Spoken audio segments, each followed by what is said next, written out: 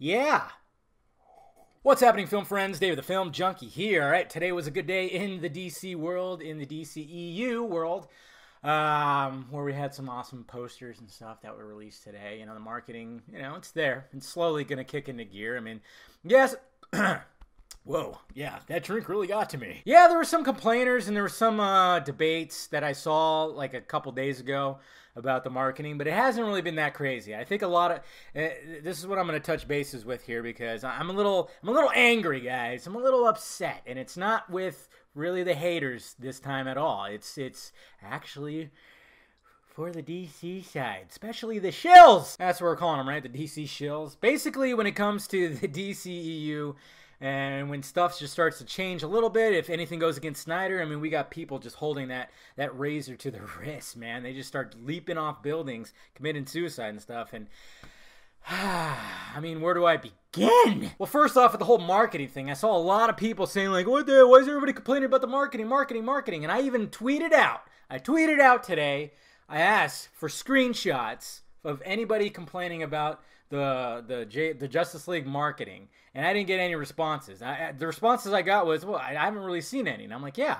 I even looked. I went on Twitter, typed in Justice League marketing, and looked down, and I just saw people just firing back. And I'm going, what are we firing back at? I'm not really seeing too much. Like I said, I saw a little bit of debates. I saw some, some blogger writers maybe like comment about something, but it wasn't like vicious. It wasn't, it wasn't anything like it was with Wonder Woman. But with Wonder Woman, it was feminists that were going crazy about it. And they're thinking that Zack Snyder and Warner Brothers just absolutely hates women in Warner Brothers. That's where that whole thing stemmed from. When it comes to Justice League, really isn't too many complaints. That's why when I did that short video later, I was like, no, wait, I'm not going to poke fun at people asking where the marketing is. I'm just going to say, hey, the marketing's here. Look at all that. It's awesome. Go check that video out. But then I started going, right when I got to work, I started looking at my feed and I went, why are we hating on Geoff Johns right now? That's right, Vulture.com and their little article right here says, DC rethinks its universe. And while DC Entertainment has won big in comics, TV, and games, they've struggled at the movies. Does Wonder Woman show the way forward? This is what's so funny because every movie has been a box office success. Has it been a critical success? No, but Man of Steel is now turning into a masterpiece in a lot of people's eyes, similar to how Watchmen is now a masterpiece in a lot of people's eyes. Basically a cult classic, and then we got Batman vs. Superman, the ultimate cut, turning into a cult classic as well. Wonder Woman, of course, changed it up a little bit, had a little brighter, but it still had those DCEU elements and everything. And I love how this writer, I mean, there's a lot of slamming going on. You could tell they're not too fond of the DCEU movies when it talks about how there's we got the TV show Superman on Supergirl, and how, I guess people, like, they say like fans go gaga for him as they salivate for the well-reviewed show. Yeah. Except the ratings are super fucking low, you asshole. In short, one Superman is flying high, the other is experiencing turbulence. After 2 movies, and I love how in the opening thing it says in all his movies, and like there's been two movies with Henry Cavill's Superman where we've had this more grittier Superman, and then it's supposed to just get brighter, obviously, when he's resurrected, which was mentioned before Batman vs. Superman. How many times do we have to say it? How many times do we have to say Chris Terrio and Deborah Snyder and Zach? How many times do we have to say that this was always the plan for it to brighten up a little bit after Justice League? I mean, how many times? Or during Justice League? These people do not pay attention. It's like, do some research. Read some quotes that came out before Batman vs. Superman. It's just, they don't do this. And then they're just talking about the Supergirl Superman. I mean, I haven't even seen it yet, but you're making it sound like it's like it's well reviewed. Yeah, I'll give it that, but not many people are watching. It went from CBS to the CW because it just wasn't getting the ratings, and it's still struggling with ratings. So I don't get that stuff right here. But then we have Geoff Johns and everything, and I guess apparently says, so what's going on? Perhaps part of the problem of the movies until recently had very little influence from the core DC Entertainment team who had done so elsewhere. It took some work for us to earn our stripes, I think, with the rest of the studio and filmmakers. And this talking about Geoff Johns. Basically, why everybody was going crazy, and this is it's not chaos. DC Entertainment President Diane Nelson assures me that he's seated near Johns. It's intentional. Basically, he was saying that when Man of Steel the script was going around and they were going to take this grittier approach. Zack Snyder was going to do it. I guess Geoff Johns wasn't fully satisfied. He thought that it should, there should be a little more lightheartedness and some more humor in the Superman story, but they're making it seem, it was just really making it seem, it was taking it out of context, kind of reshaping this editorial. It's not really just like fact-based. It's just like this writer really shaped it where Geoff Johns and Diane Nelson were just totally against what Zack Snyder was doing, and they pretty much publicly criticized him, which is an absolute fucking lie. Geoff Johns was quoted on saying when Man of Steel came out that he was looking forward to people watching Man of Steel. Like, he supported it. Yeah, he might not have been fully on board, and that's perfectly fine. He's probably got his version of Superman that's in his brain because, he's written several of these books. But the fact of the matter is, this article right here is making it seem like Geoff Johns is like, fuck, this is, oh, no, I can't, don't do this. But it wasn't like that at all. He fully supported it. And maybe, yes, when they want to turn it around, Geoff Johns had his input, which is perfectly fine. And then people were complaining that, oh yeah, Geoff Johns now wants to take credit for bringing Joss Whedon aboard when we know that Zack Snyder brought him aboard. You know what? This is what I have to say about that. When these people are talking and giving interviews and stuff like that, mainly they're saying we, or if they're saying I, that's fine. The whole team, it wasn't like just Zack Snyder that said, "No, I'm gonna bring you on board, man. Come over here. I'm gonna let me introduce you to the whole crew here." No, who knows whose initial idea was? Maybe they're just like, "Hey, let's meet with some people. Let's meet with Joss Whedon, see what he has to say." And they all brought in, and as a collective, as a collective brain, the brain trust of all this, they decided, yes, Joss Whedon's our man. But you DC shills, and this article right here is making it seem like Johns was totally against the tone of Man of Steel and Batman vs Superman, and that's just incorrect. Relax! Stop turning on Geoff Johns. Stop turning on anybody that goes against Zack Snyder. It's okay. I mean, who knows? We always like to think that we know what's going on behind the scenes. We really do. And we so much that the DCEU name, the DC Extended Universe name, hey, guess what? The internet kind of came up with that one. Yeah, it's not official. Warner Brothers and DC don't really even use it. It was basically brought up by this dude right here. Let's see. Yeah, by Abraham Reisman.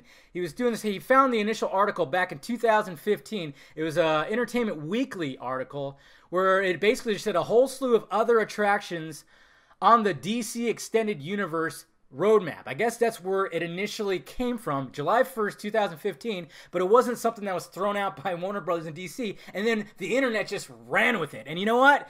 That just shows you right there that we think we know what's going on behind the scenes, and we don't know jack shit. So that's why when it comes to everything else, it's like everybody just has their own assumptions, like they're doing Zack Snyder dirty, or Geoff Johns is being a dick, or something like that, or Joss Whedon was chosen by, I don't know, God, or something like that, or fucking, I don't know, Dr. Manhattan. But we don't know shit.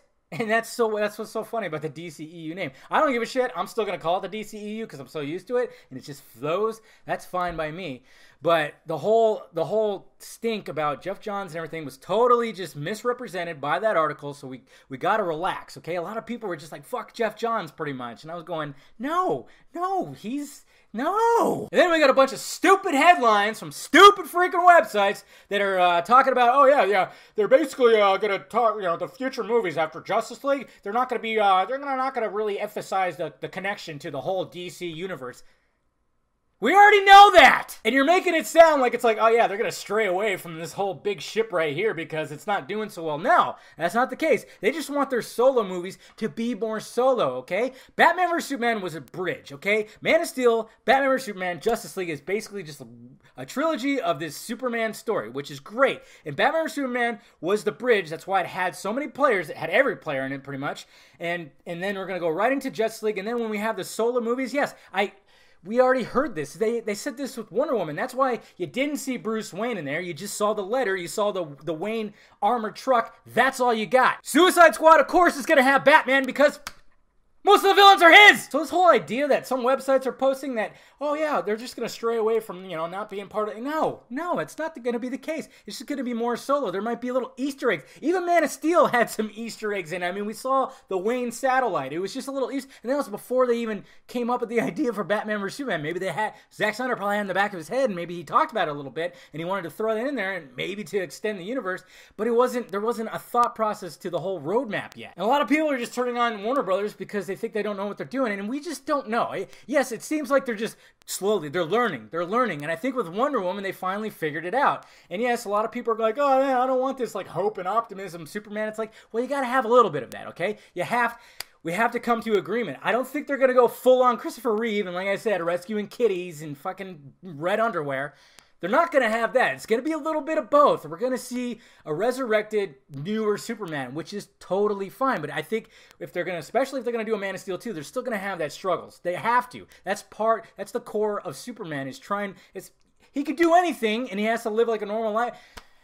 It just gets tiring. It was always the intention, though. Always the intention to have the brighter movies after Justice League, or Justice League setting that up. Chris Terrio said that before Batman vs Superman, and none of these fuckers want to actually acknowledge that. It's retarded. I don't understand it. And then there's some lines in there too that sounds awesome. It's basically they're also saying that they're giving these filmmakers creative freedom. There are a lot of franchises out there that don't allow that. And that's what it's looking like, because they're having like these guys write the scripts and then direct the movies, okay? And that's what I was getting at too. It seems like they're just really allowing these people to breathe a little bit. They learn from Batman vs Superman and Suicide Squad especially, and then when it comes to the whole marketing thing too, that's why they're taking a different approach. And I think they're doing a pretty damn stellar job. And everybody just needs to relax, okay? Because everybody's so frightened that they're going to stray so far away from Zack Snyder's vision that they're just totally throwing in the towel right now. And I don't like that. Don't do that. Don't be one of those people that just freaking gets all end of the world with this shit because you heard something you didn't like, okay? You heard a quote or something like that you didn't like. My final thought with this is Warner Brothers and DC didn't want to do the same thing that Marvel was doing. So they decided to go a different way. It was a rockier path, more windy, and they had to really figure it out. And it took, I don't count Man of Steel, but it took 2 movies to really figure out the marketing as well as like, you know, how they should construct some, like have some dark elements, but also, you know, let's have a little bit of, you know, lightheartedness and everything if it appeals to the character. And I just wonder, going back to that whole like, oh yeah, comparing the 2 Supermans, the TV Superman, are they going to do the same thing with Flash? Are they going to do the same thing with Flash after they see Ezra Miller? Are they going to totally dog on fucking Ezra Miller and be like, oh no, we're totally Grant Gustin? I sure hope not. That's just dumb. Don't compare, okay? It's 2 different universes. Stop that shit. But anyways, that's my thoughts on that, guys. We just need to relax. And I knew this was going to be a long 2 months, especially with all this stuff coming out. And I mean, I feel that Geoff Johns is probably going to end up tweeting something or saying something, but you know, we just need to relax. Everybody's freaking out a little bit too much. And yes, there's some asshole things that people are saying. And, you know, if people want to throw in the towel, hey, there's nothing we can do. I'm still going to go see the movie. I'm still very much excited to see the movie. We just need to relax and stop turning on little things like Danny Elfman saying some shit or, you know, a stupid article that's saying that it's going to be... We don't know what exactly is going on. That was made relevant when the DCEU name was not even a name that they use at Warner Bros. I mean, Jesus. Let me know your thoughts about it down below, guys. What do you think about all this? Hit that like, thumbs up button if you be so kind. Subscribe to this channel. Subscribe to the other channel, too. Follow me on the social media stuff that is above my head. And I got shirts, of course, in the closet, guys. Go get them. There's some cool designs in there, I think, because I designed them. Anyways, all right, guys. I'll talk to you later.